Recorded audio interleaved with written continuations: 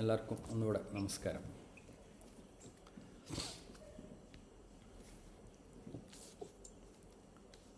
ഭഗവാന്റെ വിഭൂതി യോഗം നമ്മൾ വിശദമായി പഠിച്ചു.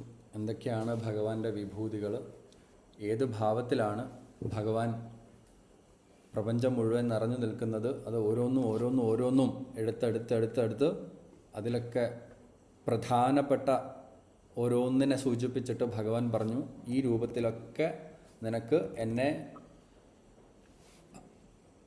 ധ്യാനിക്കാം, അങ്ങനെ ധ്യാനിക്കുന്നത് വഴി നിനക്ക് എന്നെ പ്രാപിക്കാൻ വേണ്ടി സാധിക്കും എന്ന് പറഞ്ഞു. അർജുനൻ്റെ ചോദ്യം അതായിരുന്നു, ഭഗവാനെ ഞാൻ ഏതേത് ഭാവത്തിലാണ് അങ്ങയെ ധ്യാനിക്കേണ്ടത്, പ്രാർത്ഥിക്കേണ്ടത് എന്ന്.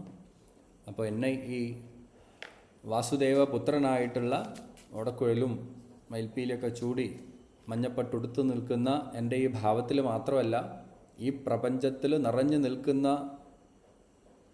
ചൈതന്യവത്തായിട്ടുള്ളതും അല്ലാത്തതൊക്കെ ആയിട്ടുള്ള എല്ലാത്തിലും പ്രധാനപ്പെട്ടത് ഓരോന്നുമായിട്ട് നിനക്ക് ധ്യാനിക്കാം. എല്ലാം ഞാൻ തന്നെയാണ്, പ്രധാനപ്പെട്ടതല്ലാത്തതെല്ലാം ഞാൻ തന്നെയാണ്. പക്ഷേ ആ പ്രധാനപ്പെട്ട ഭാവത്തിൽ നിനക്ക് എന്നെ ധ്യാനിക്കാം, അതുവഴി നിനക്ക് മുക്തി നേടാൻ വേണ്ടി സാധിക്കുമെന്ന് വിഭൂതി യോഗത്തിൽ പറഞ്ഞു. അപ്പോൾ എല്ലാം കേട്ടു. അർജുനൻ വളരെ ശാന്തനായി സന്തോഷത്തിൽ ഇരിക്കുകയാണ്. എന്നിട്ടാണ് പറയുന്നത്, അർജുന ഉവാച മദനുഗ്രഹായ പരമം ഗുഹ്യമധ്യാത്മസംജ്ഞിതം യത്വയോക്തം വചസ്തേന മോഹോയം വിഗതോ മമ.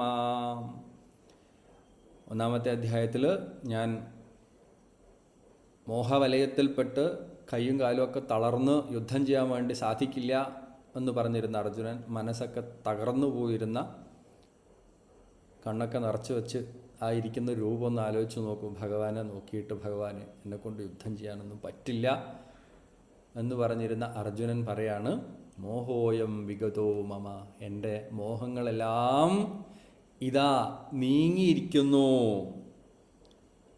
എന്തുകൊണ്ടാണ് നീങ്ങിയിരിക്കുന്നത്?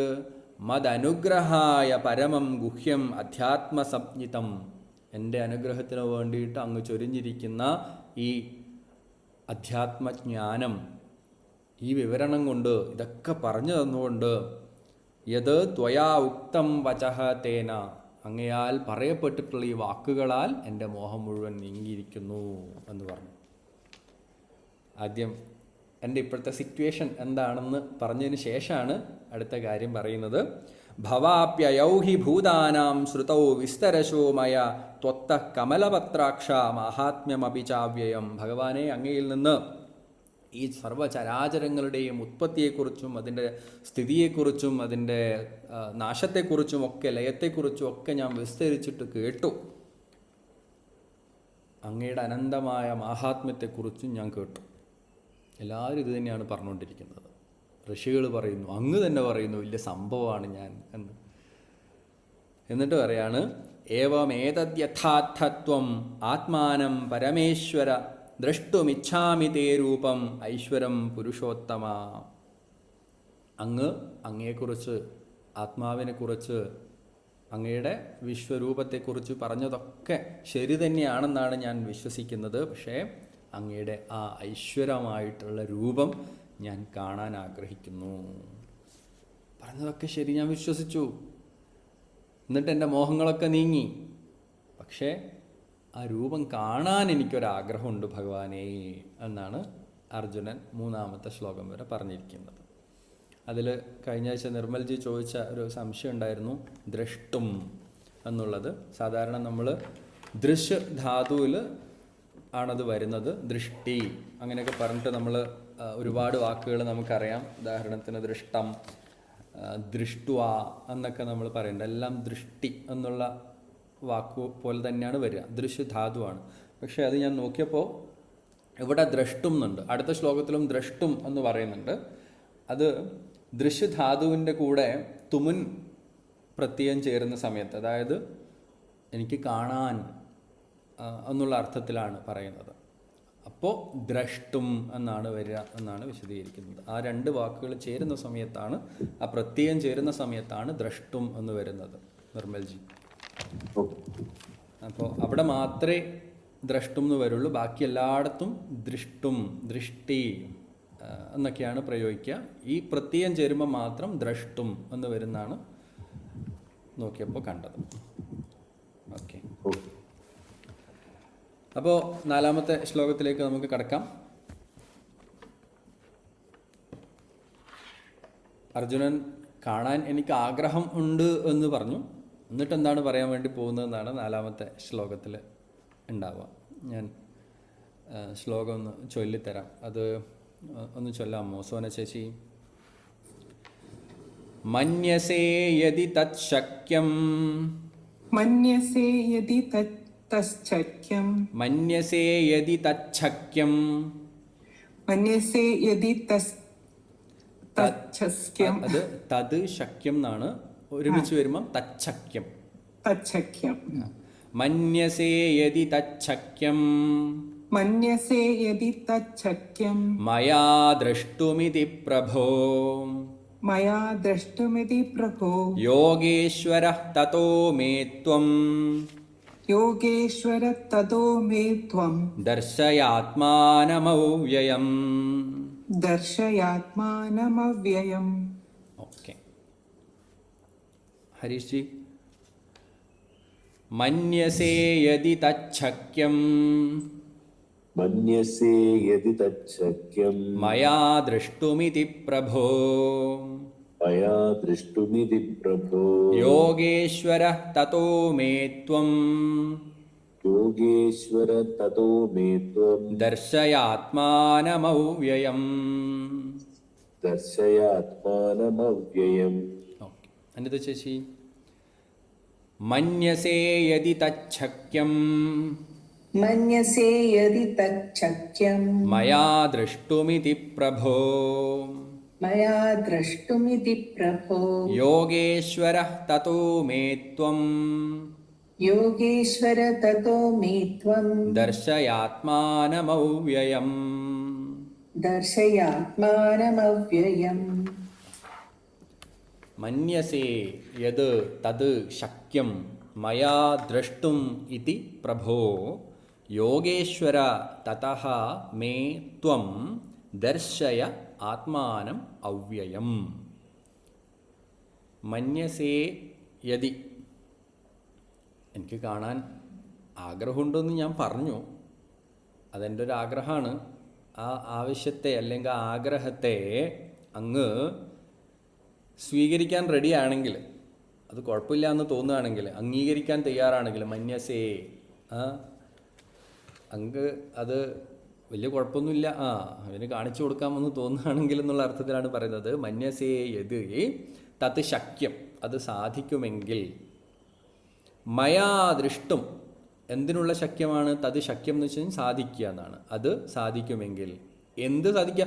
ഭഗവാന് കാണിച്ചു തരാൻ പറ്റുമെങ്കിൽ എന്നല്ല പറഞ്ഞത്.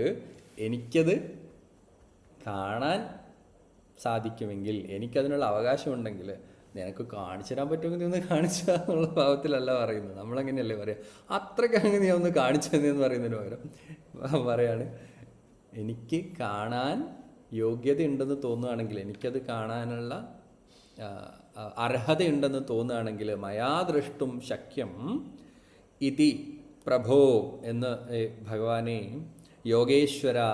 യോഗേശ്വരനായിട്ടുള്ള ഭഗവാനെ, തതഃ മേ ത്വം ദർശയ, അങ്ങനെയാണെങ്കിൽ, തതഃ അനന്തരം എന്നൊക്കെയാണ്, അങ്ങനെയൊക്കെ ആണെങ്കിൽ, മേ ത്വം ദർശയ, മേ എനിക്ക്, ത്വം അങ്ങ്, ദർശയ കാണിച്ചു തന്നാലും. എന്താണ് കാണിച്ചു തരേണ്ടത്?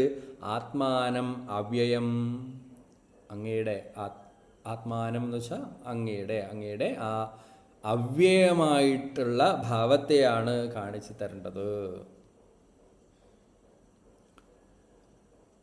ഓക്കെ, ആദ്യം എനിക്ക് കാണാൻ ആഗ്രഹമുണ്ടെന്ന് പറഞ്ഞു. എന്നിട്ടിങ്ങനെ സംശയിച്ച് നിൽക്കുകയെന്നല്ല ചെയ്തത്. ഭഗവാനെ ആ രൂപം കാണാനുള്ള അർഹത എനിക്ക് ഉണ്ട് എങ്കിൽ, ആ രൂപം അങ്ങയുടെ ഭവ്യമായിട്ടുള്ള അവ്യയമായിട്ടുള്ള ആ രൂപം, ഹേ യോഗേശ്വര കൃഷ്ണോ വിഭോ പ്രഭോ, അങ്ങ് എനിക്ക് കാണിച്ചു തന്നാലും എന്ന് പറഞ്ഞു. ചോദിക്കുകയാണ്, എനിക്ക് പറ്റുമോ? ഒരു എന്ത് നമുക്ക് കിട്ടണമെങ്കിലും ഒറ്റ വഴിയേ ഉള്ളൂ എന്നാണ് ഇതിന് പറയുന്നത്. ആസ്ക്.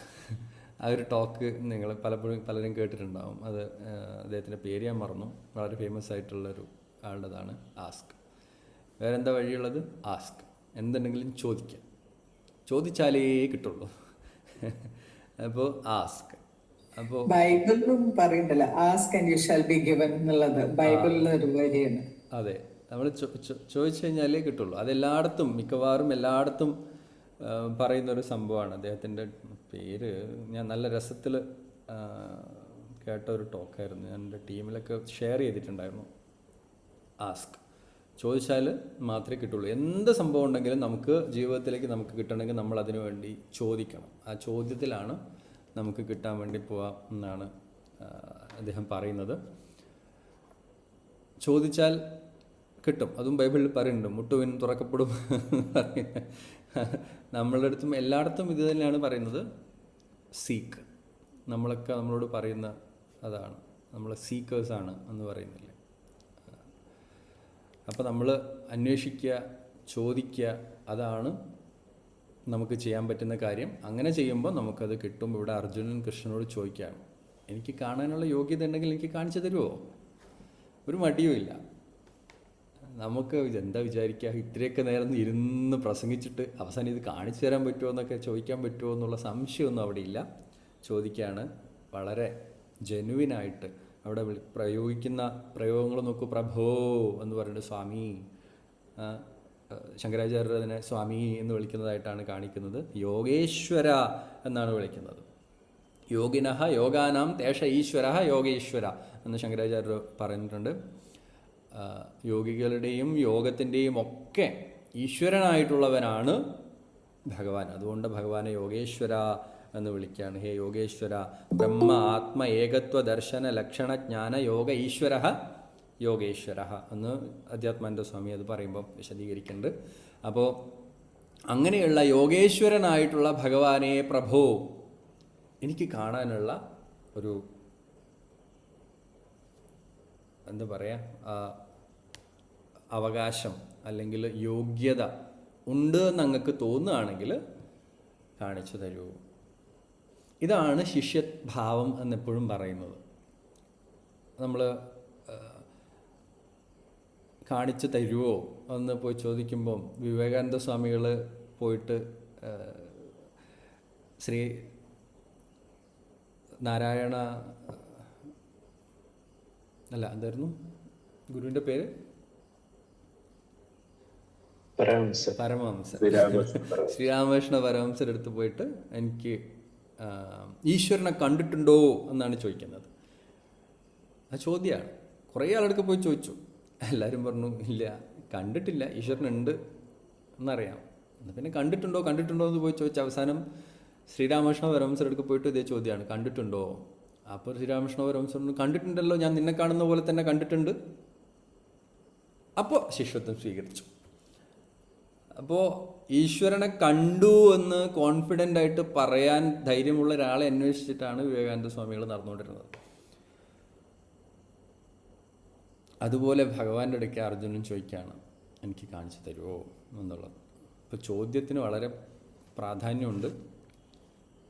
എൻ്റെ ആഗ്രഹം ഞാൻ പറഞ്ഞു, എനിക്ക് അതിനുള്ള അർഹതയുണ്ടെങ്കിൽ അങ്ങ് അത് തീരുമാനിക്കേണ്ടത് അങ്ങാണ്. എനിക്ക് വേണം എന്ന ആഗ്രഹമുണ്ട്, ഞാൻ ചോദിക്കുന്നു.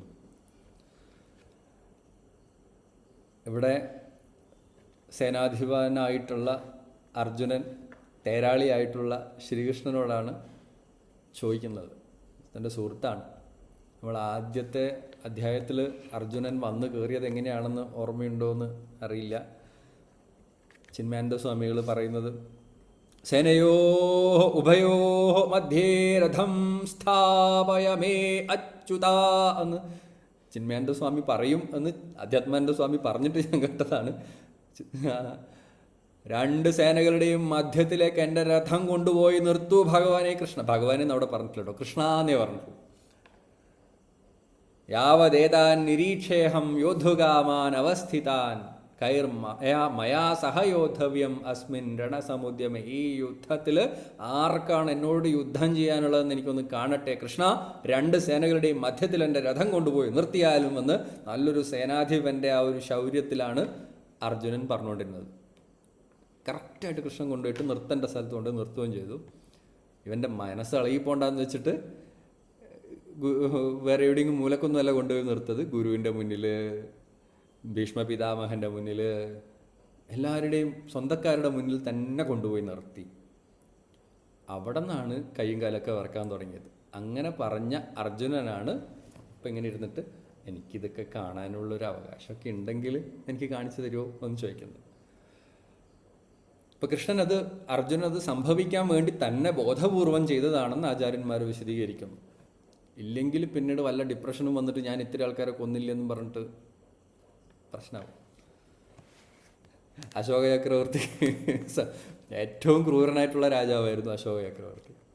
എന്നിട്ടാണ് ബുദ്ധമതം സ്വീകരിച്ച് നാട്ടിൽ ഇനി ഞാൻ ആരെയും കൊല്ലില്ല, ഒന്നിനെയും കൊല്ലില്ല, ആരെയും കൊല്ലാൻ പാടില്ല എന്ന് പറഞ്ഞിട്ട് ഒരു ട്രെൻഡാക്കി മാറ്റി. എല്ലാ രാജാക്കന്മാരും അഹിംസ അഹിംസ അഹിംസ മാർഗത്തിലേക്ക് വന്ന് അവസാനം അവിടെ ഇവിടെ ഉള്ളവരൊക്കെ വന്നിട്ട് എല്ലാവരെയും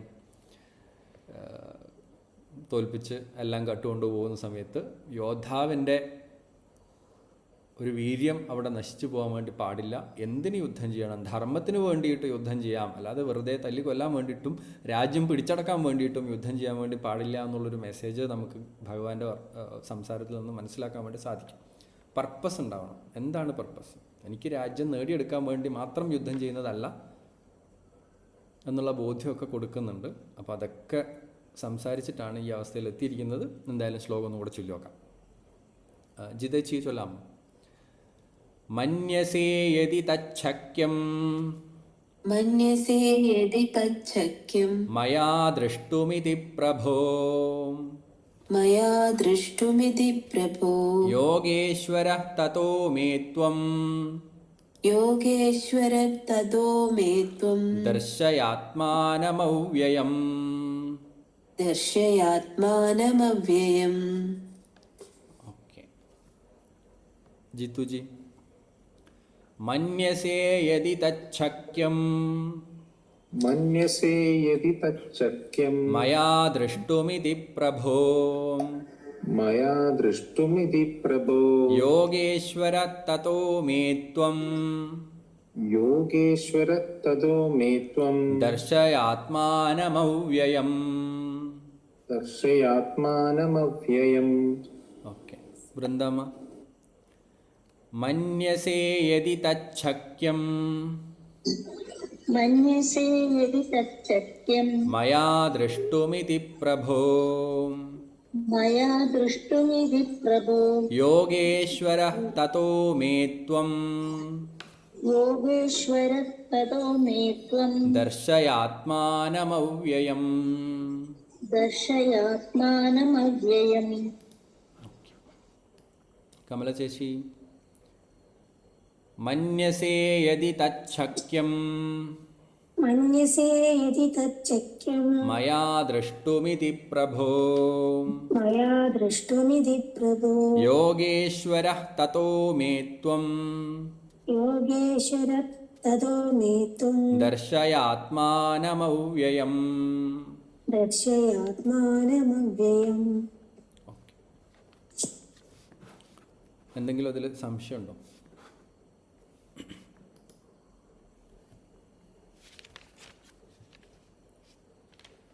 അർജുനൻ അവിടെ ചോദിച്ചു നിർത്തി.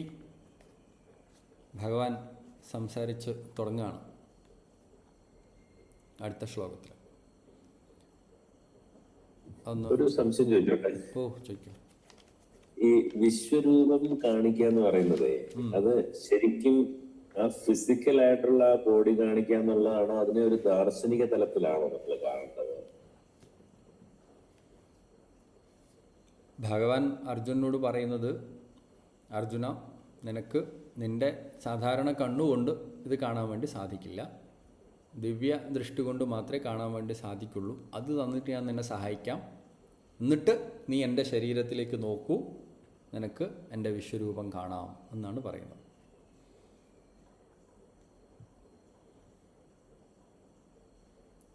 അപ്പം എങ്ങനെയാണ് നമ്മളത് എടുക്കുക? നമുക്ക് നമ്മുടെ കണ്ണുകൊണ്ട് കാണാൻ പറ്റുന്നതിന് പരിധിയുണ്ട്. പക്ഷേ ഉൾക്കണ്ണുകൊണ്ട് സകലതും കാണാം. ഭഗവാന്റെ ശരീരത്തിലാണ് ഈ രൂപം അർജുനൻ കാണുന്നത്. യശോദാമ്മ വായ തുറന്നപ്പോൾ കണ്ടതുപോലെ ഭഗവാന്റെ ശരീരത്തിലാണ് ഇത് കാണുന്നത്. അപ്പോൾ എന്തായാലും അവിടെ നിന്നിട്ട് വേഷം മാറിയിട്ടൊന്നും കാണിച്ചു കൊടുക്കാൻ ഇതൊന്നും പറ്റില്ലല്ലോ. ആ വിശ്വത്തിൻ്റെ വലുപ്പത്തെക്കുറിച്ചും ആഴത്തെക്കുറിച്ചും അതിൻ്റെ ഒരു നമുക്ക് ചിന്തിക്കാൻ പറ്റുന്നതിലപ്പുറത്തേക്ക് നമ്മുടെ കണ്ണുകൊണ്ട് നമുക്ക് കാണാൻ പറ്റുന്നത് മാത്രമേ നമുക്ക് ചിന്തിക്കാൻ പറ്റുന്നുണ്ടാവുള്ളൂ. ഇപ്പോൾ നമ്മൾ യൂണിവേഴ്സിനെ കുറിച്ചൊക്കെ ആലോചിക്കുമ്പോൾ നമ്മൾ വിചാരിക്കും കുറേ നക്ഷത്രങ്ങളോ അതും ഇതൊക്കെ പോകുന്നു. ഒന്ന് ആലോചിച്ചാൽ മനസ്സിലാവും ആരോ ആർട്ടിസ്റ്റ് വരച്ച കുറേ ചിത്രങ്ങൾ വെച്ചിട്ടാണ് നമ്മളിതൊക്കെ ഇമാജിൻ ചെയ്യുന്നത്, അല്ലേ? ശരിയല്ലേ? നമ്മൾ അങ്ങനെയുണ്ട്, നക്ഷത്രങ്ങളുണ്ട്, ഗാലക്സി എന്നൊക്കെ പറയുന്ന സമയത്ത് നമ്മൾ ആരൊക്കെയോ വരച്ച ഏതോ ഒരു സയൻറ്റിസ്റ്റ് വിവരിച്ച കുറേ കാര്യങ്ങൾ വെച്ചിട്ടാണ് നമ്മളിത് ഇമാജിൻ ചെയ്യുന്നത്. ആ വരച്ചതിലും ആരോ പറഞ്ഞതിലും അപ്പുറത്തേക്കുള്ളൊരു ഇമാജിനേഷൻ നമുക്കൊരിക്കലും കിട്ടില്ല. അപ്പോൾ അതിന് ദിവ്യദൃഷ്ടി തന്നെ വേണം. അപ്പോൾ ആ ദിവ്യദൃഷ്ടി ഭഗവാന്റെ സഹായത്തോടു കൂടി അർജുനന് ലഭിച്ചു എന്ന് വിശ്വസിക്കുക. എന്നിട്ട് അതിൻ്റെ ഒരു വ്യാപ്തിയെക്കുറിച്ച് മനസ്സിലായി. പരന്നിരിക്കുന്ന ഒരു പ്രതലത്തിൽ കുറേ ആളിങ്ങനെ നടക്കുന്നു.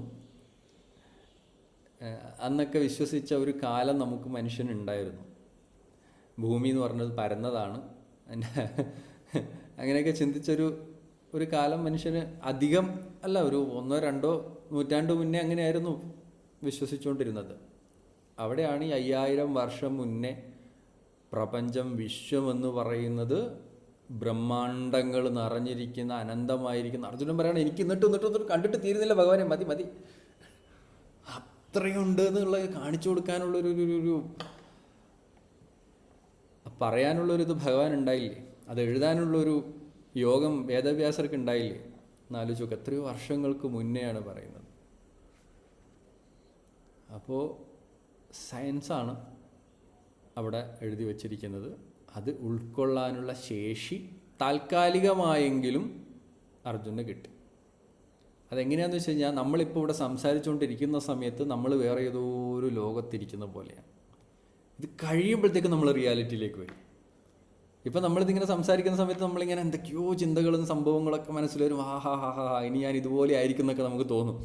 അത് കഴിയുമ്പോഴത്തേക്കും റിയാലിറ്റിയിലേക്ക് നമ്മൾ തിരിച്ചു വരുന്നു. പഴയ പോലെ പ്രശ്നങ്ങളും പരിഭവങ്ങളും സങ്കടങ്ങളും ഒക്കെ നമ്മുടെ ഉള്ളിലേക്ക് കയറി വരുന്നു. ഇവിടെ നമ്മൾ ഭഗവത്ഗീത ചർച്ച ചെയ്യുന്ന സമയത്ത്, ഭഗവാന്റെ വാക്കുകൾ കേൾക്കുന്ന സമയത്ത് പൂർണ്ണമായിട്ടും ഒരു മായാലോകത്തിങ്ങനെ ആസ്വദിച്ച് നമ്മളിരിക്കും.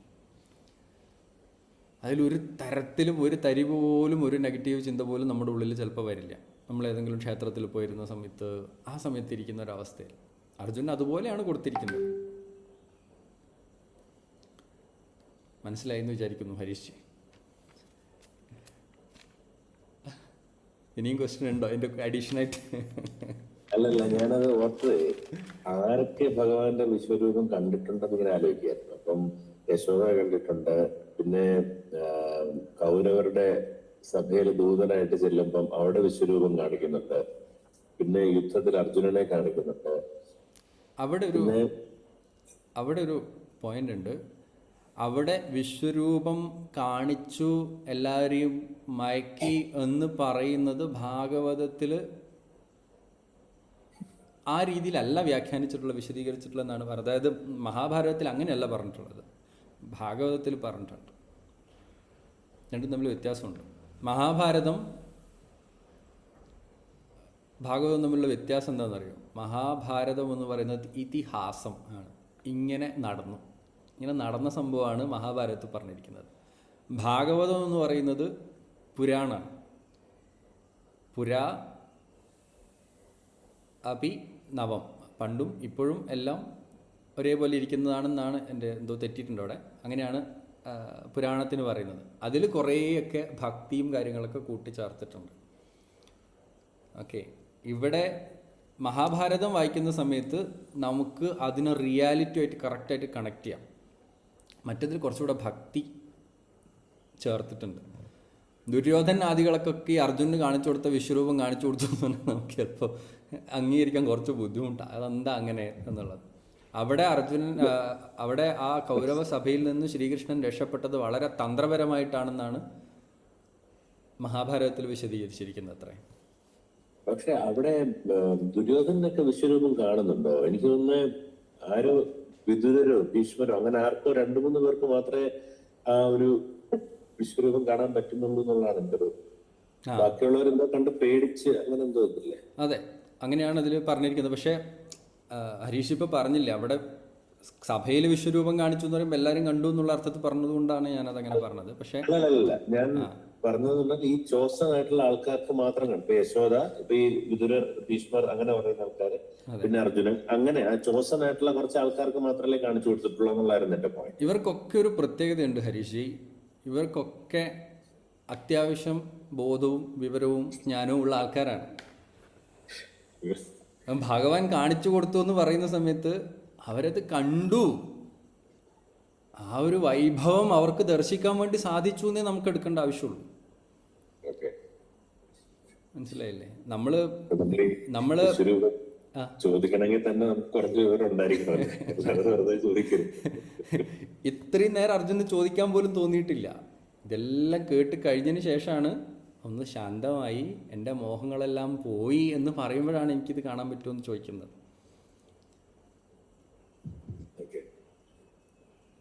അക്രൂരര് കൃഷ്ണനെയും ബലരാമനെയും കൂട്ടി പോകുന്ന സമയത്ത് അക്രൂരർക്ക് ഈ വെള്ളത്തിൽ മുങ്ങിയ സമയത്തും കരയിലൊക്കെ കാണിച്ചു കൊടുക്കുന്ന ഒരു വിദ്യ മായാജാലം അവിടെ കാണിച്ചിട്ടുണ്ടായിരുന്നു.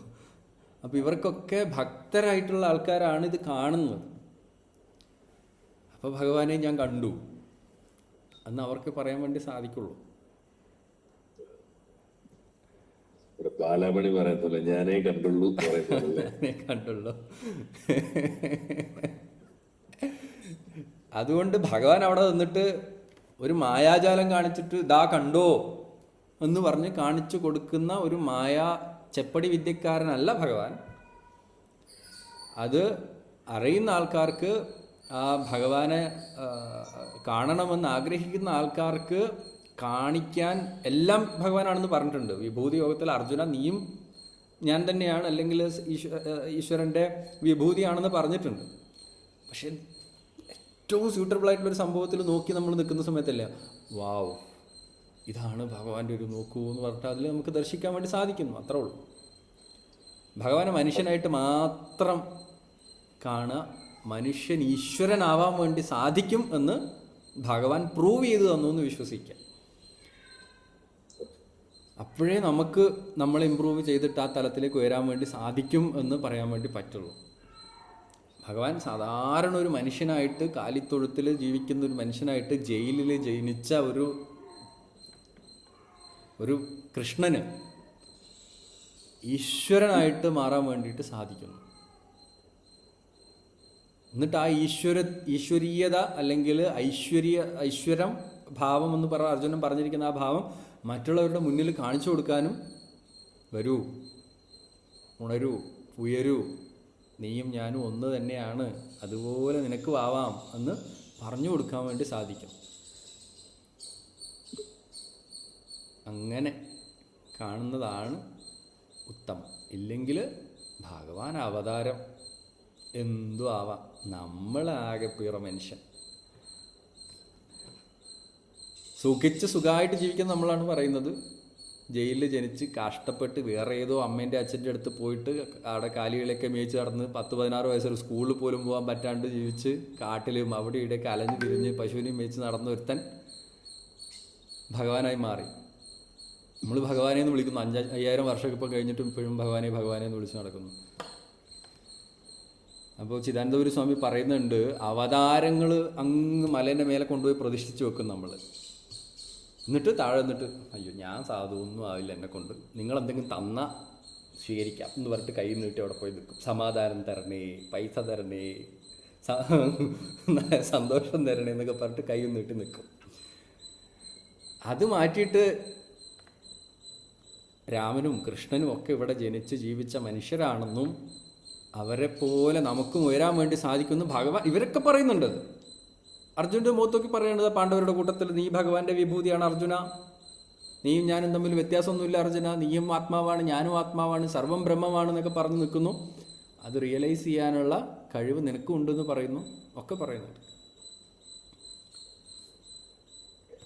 അപ്പം ആ രീതിയിൽ കാണാനാണ് എനിക്കിഷ്ടം. പലർക്കും ചിലപ്പോൾ അത് ഇഷ്ടപ്പെടാൻ എന്നില്ല. പക്ഷെ അങ്ങനെ ചെയ്യുന്ന സമയത്തുള്ള ഗുണത്തെക്കുറിച്ച് ആചാര്യന്മാർ പറയുന്നു, നമുക്കും ഈശ്വരീയ തലത്തിലേക്ക് ഉയരാം വന്നു. അവിടെ എത്തിക്കഴിഞ്ഞാൽ ആര് തമ്മിലും വ്യത്യാസമില്ല. അത്രയേ ഉള്ളൂ.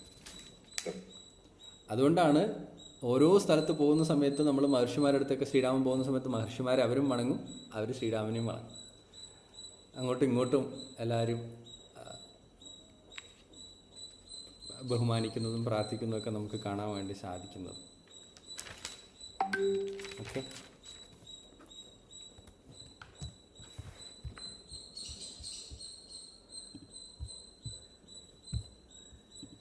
ഓക്കെ. ഇനി ഭഗവാൻ എന്താ പറയുന്നത് നോക്കാം. ലോലിത് ശേഷി ചൊല്ലാമോ? ശ്രീഭഗവാനുവാച श्रीभगवानुवाच പശ്യ മേ പാർത്ഥരൂപാണി पश्य मे पार्थरूपाणि ശതശോഥസഹസ്രശഃ शतशोथसहस्रशः നാനാവിധാനി ദിവ്യാനി नानाविधानि दिव्यानि നാനാവർണാകൃതീനി ച. नानावर्णाकृतीनि च. ഓക്കെ, ചന്ദ്രികലമ്മ. ശ്രീഭഗവാനുവാച ശ്രീഭഗവാനുവാച പശ്യ മേ പാർത്ഥരൂപാണി പശ്യ മേ പാർത്ഥരൂപാണി ശതശോഥസഹസ്രശഃ ശതശോഥസഹസ്രശഃ നാനാവിധാനി ദിവ്യാനി നാനാവിധാനി ദിവ്യാനി നാനാവർണാകൃതീനി ച. നാനാവർണാകൃതീനി ച. ഓക്കെ, അരുൺജി. ശ്രീഭഗവാനുവാച ശ്രീഭഗവാനുവാച പശ്യ മേ പാർത്ഥരൂപാണി പശ്യ മേ പാർത്ഥരൂപാണി ശതശോഥസഹസ്രശഃ ശതശോഥസഹസ്രശഃ നാനാവിധാനി ദിവ്യാനി നാനാവിധാനി ദിവ്യാനി നാനാവർണാകൃതീനി ച. നാനാവർണാകൃതീനി ച. ശ്രീ ഭഗവാനുവാച. അത് കേട്ടപ്പോൾ ഭഗവാൻ ഒരു മടിയും കൂടാതെ ഉത്തരം കൊടുക്കുകയാണ്. പശ്യ മേ, പശ്യ കണ്ടാലും, മേ രൂപാണി പാർത്ഥ എൻ്റെ രൂപങ്ങളെ നീ കണ്ടാലും, ശതശോഥസഹസ്രശഃ ശതം 100 ശതശഃ അഥ സഹസ്രശഃ 100 കണക്കിന്, അതുമല്ല 1000കണക്കിന് എൻ്റെ രൂപങ്ങളെ നീ കണ്ടാലും. നേരത്തെ വിവരിച്ചിട്ടുണ്ട് കുറേ രൂപങ്ങളെക്കുറിച്ചല്ലേ. അതാണ് ഭഗവാൻ ഇപ്പോൾ പറയുന്നത്. ശതശഃ അഥ സഹസ്രശഃ 100 കണക്കിനും അതിലപ്പുറത്ത് 1000കണക്കിനുമായിട്ടുള്ള എൻ്റെ രൂപങ്ങളെ പറഞ്ഞു. 100 എന്ന് പറഞ്ഞു പോയി, നമ്മൾ ഇറക്കുണ്ടാവില്ലേ 100 കണക്കിന്, അല്ല 1000-ഓളം, ലക്ഷക്കണക്കിന്, കോടിക്കണക്കിന് എന്നൊക്കെ പറഞ്ഞു 1000 എന്നങ്ങോട്ട് പറഞ്ഞു എന്നേ ഉള്ളൂ. ശതശഃ അഥ സഹസ്രശഃ നാനാവിധാനി പല പല പലതരത്തിലുള്ള ദിവ്യാനി ദിവ്യങ്ങളായിട്ടുള്ള നാനാവർണ്ണ ആകൃതീനീച്ച നാനാവർണ്ണങ്ങളിലുള്ളതും നാനാ ആകൃതികളിലുള്ളതുമായിട്ടുള്ള എൻ്റെ രൂപങ്ങളെ, എൻ്റെ രൂപവിശേഷങ്ങളെ പാർത്ഥ നീ കണ്ടാലും പശ്യ. പശ്യ മേ പാർത്ഥരൂപാണി ശതശഃ അഥ സഹസ്രശഃ നാനാവിധാനി ദിവ്യാനി നാനാവർണാകൃതീനി ച.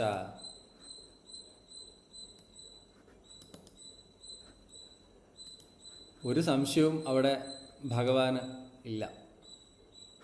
അർജുനൻ ചോദിച്ചു, ഭഗവാനെ, എനിക്ക് അങ്ങയുടെ രൂപം കാണാനുള്ള യോഗ്യതയുണ്ടെങ്കിൽ, അതിനുള്ള അവകാശമുണ്ടെങ്കിൽ എനിക്ക് കാണിച്ചു തന്നാലും. അപ്പം തന്നെ പറയാണ്, പശ്യ മേ പാർത്ഥ രൂപാണി. ഹേ പാർത്ഥ, എൻ്റെ രൂപവിശേഷങ്ങളെ നീ കണ്ടാലും. മേ രൂപാണി പശ്യ പാർത്ഥ. എങ്ങനെയൊക്കെയുള്ളതാണ്? ശതശഃ അഥ സഹസ്രശഃ, 100 കണക്കിനുള്ളതും 1000കണക്കിനുള്ളതുമായിട്ടുള്ള നാനാവിധാനി, പല തരത്തിലുള്ള ദിവ്യാനി, ദിവ്യങ്ങളായിട്ടുള്ള നാനാവർണ്ണ ആകൃതീനീച്ച, നാനാവർണ്ണത്തിലുള്ളതും ആകൃതികളിലുള്ളതും ആയിട്ടുള്ള രൂപങ്ങളെ നീ കണ്ടാലും. ഭഗവാൻ റെഡിയാണ് ചോദിക്കുന്നവർക്ക് കാണിച്ചു കൊടുക്കാൻ. നേരത്തെ പറഞ്ഞ പോലെ ചോദിക്കുന്നവർ കുറവായിരിക്കും. ഇനി ഭഗവാൻ പറയാണ്, അടുത്ത ഇതിൽ ഭഗവാൻ ഉപയോഗിക്കുന്ന വാക്ക് ഭാരത എന്നുള്ളതാണ്. ഭാരത വംശത്തിൽ പിറന്നവനെ, ഭാരത വർഷത്തിൽ ജനിച്ചവനെ, ഇതാ എൻ്റെ വിശ്വരൂപം നീ കണ്ടാലും എന്ന് പറഞ്ഞിട്ട് കാണിച്ചു തരികയാണ്. ഭാഗ്യം കൊണ്ട് അതിതുപോലെ എഴുതപ്പെട്ടിട്ട് നമ്മുടെ മുന്നിലേക്ക് കൊണ്ടുവന്ന് വെച്ചിട്ടുമുണ്ട്. നമ്മൾ എത്ര പേര് ഇത് അറിയുന്നുണ്ട്, എത്ര പേര് വായിക്കുന്നുണ്ട്, എത്ര പേര് മനസ്സിൽ കാണാൻ വേണ്ടി ശ്രമിക്കുന്നുണ്ട്. ഈ ഒരു ഭാഗ്യം, ഭഗവാനെ വിശദീകരിക്കാൻ പോകുന്ന ഭഗവാന്റെ വിശ്വരൂപം, നമുക്കത് കണ്ണടച്ചത് അതിങ്ങനെ വായിച്ചു കഴിഞ്ഞാൽ തന്നെ നമുക്ക് സങ്കല്പിക്കാൻ വേണ്ടി സാധിക്കും. പക്ഷേ നമ്മൾ എത്രത്തോളം അതിന് തയ്യാറാവുന്നുണ്ട്? വളരെ കുറച്ച് പേര് തയ്യാറാവുന്നുള്ളൂ.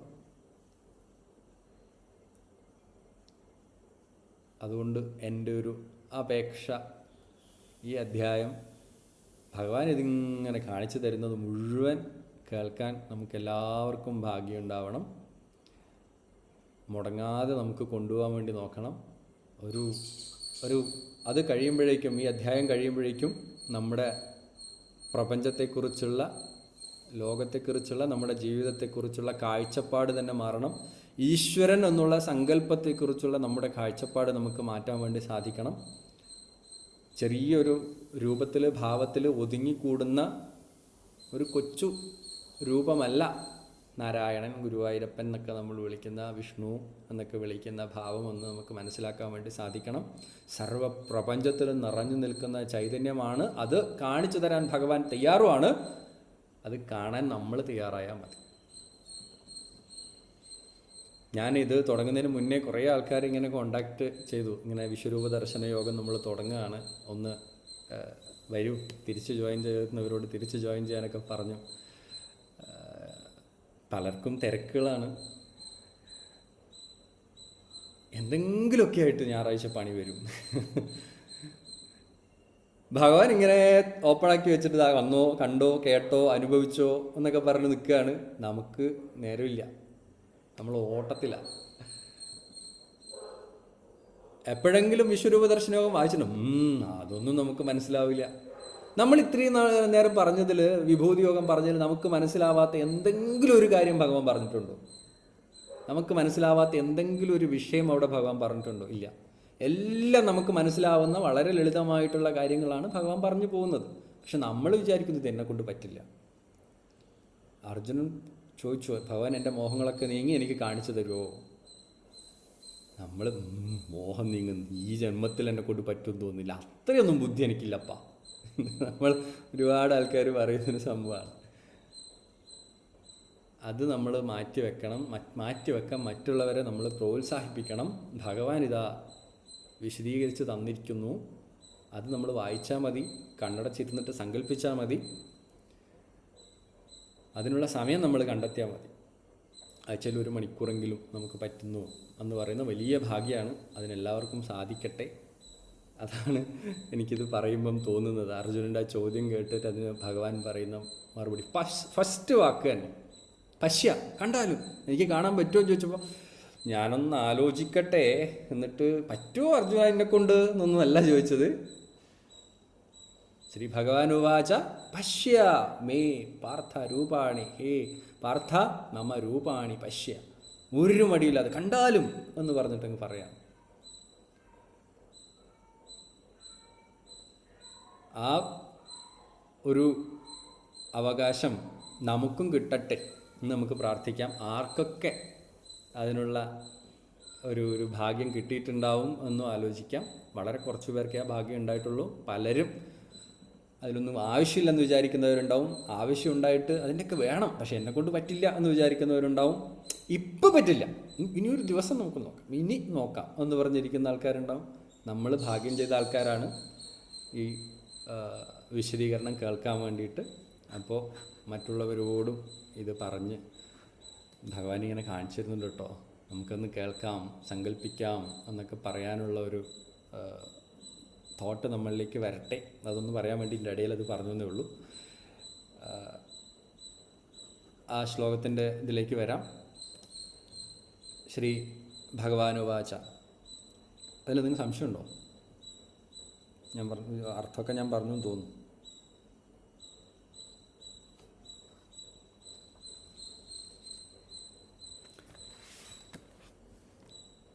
അടുത്ത ശ്ലോകത്തിൽ ഭഗവാൻ ട്രെയിലറാണ് കാണിക്കുന്നത്. സിനിമ കാണിക്കുന്നതിന് മുന്നേ നമുക്ക് ട്രെയിലർ കാണിച്ചു തരും അല്ലേ?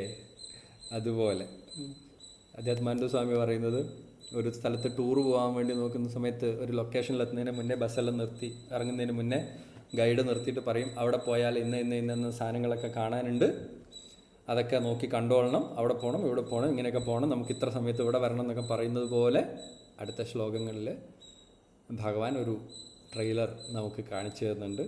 അത് കണ്ടിട്ട് നമുക്ക് വിശദമായിട്ടുള്ള ഈ പ്രപഞ്ച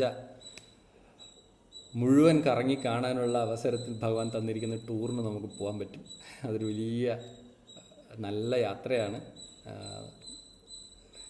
ഞാൻ സഞ്ചരിച്ചത് ഇങ്ങനെ ഭൂമിയിൽ നിന്ന് തുടങ്ങി ഗ്രഹങ്ങളിലൂടെയൊക്കെ പോയി, ഗാലക്സീസിലൂടെയൊക്കെ പോയി, സൂര്യനൊക്കെ ഒന്ന് ചുറ്റി അപ്പുറത്തൊക്കെ കറങ്ങി, അങ്ങനെ നോക്കുമ്പോൾ കുറേ സൂര്യൻ ചുറ്റുമ്പോൾ എന്തൊരു ഭംഗിയാണ് കാണാൻ. നോക്കൂ, ആയിരക്കണക്കിന് സൂര്യന്മാരിങ്ങനെ നിൽക്കുകയാണ്, ലക്ഷക്കണക്കിന് കോടിക്കണക്കിന് ഇങ്ങനെ നിൽക്കുകയാണ്, ബ്രഹ്മാണ്ടങ്ങൾ ഇങ്ങനെ നിൽക്കുകയാണ് എന്നൊക്കെയുള്ളൊരു രീതിയിൽ നമുക്ക് യാത്ര പോകാൻ പറ്റും. അത്രയും ഭംഗിയിലാണ് നമുക്ക് മനസ്സിലാവുന്ന ഭാഷയിൽ ഭഗവാൻ വിശ്വരൂപത്തെ വിശദീകരിക്കുന്നത്. അപ്പോൾ നമുക്ക് അടുത്ത അധ്യായത്തിൽ അടുത്ത സെഷനിൽ നമുക്ക് ട്രെയിലർ കാണാം. ഇന്ന് തൽക്കാലം കാണിച്ചു തരാം എന്നുള്ള ഭഗവാന്റെ പ്രോമിസ് നമുക്ക് കേൾക്കാം. ഞാൻ ശ്ലോകം ഒന്നുകൂടി ചൊല്ലിത്തരാം. രൂപ ചേച്ചി ചൊല്ലാമോ? ശ്രീ ഭഗവാനുവാച പശ്യ മേ പാർത്ഥരൂപാണി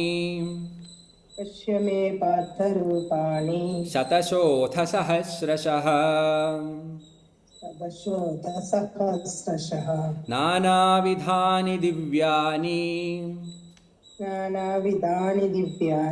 നാനാവർണാകൃതീനി ച. ഓക്കെ, ഹരിഷി. ശ്രീഭഗവാനുവാച പശ്യ മേ പാർത്ഥരൂപാണി ശതശോഥസഹസ്രശഃ നാനാവിധാനി ദിവ്യാനി നാനാവർണാകൃതീനി ച. ഓക്കെ, വൃന്ദാമ. ശ്രീഭഗവാനുവാച പശ്യ മേ പാർത്ഥരൂപാണി ശതശോഥസഹസ്രശഃ നാനാവിധാനി ദിവ്യാനി നാനാവർണാകൃതീനി ച.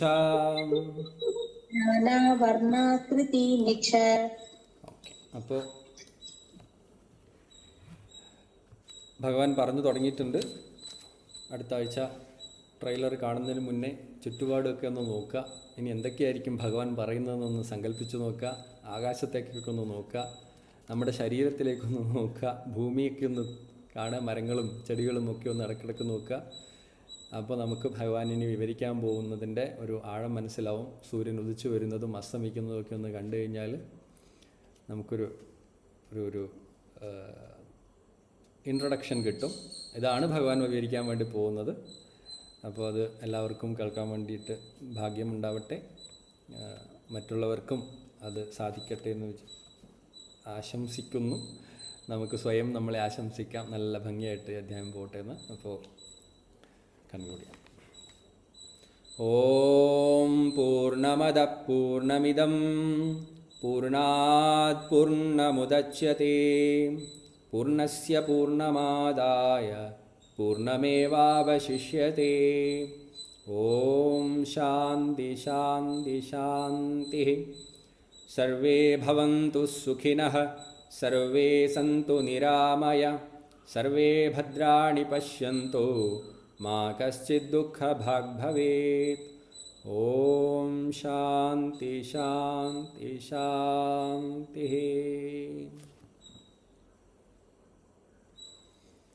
അപ്പോൾ കുട്ടികളുടെ ഭഗവത്ഗീത ക്ലാസ് റീസ്റ്റാർട്ട് ചെയ്യുന്നുണ്ട്.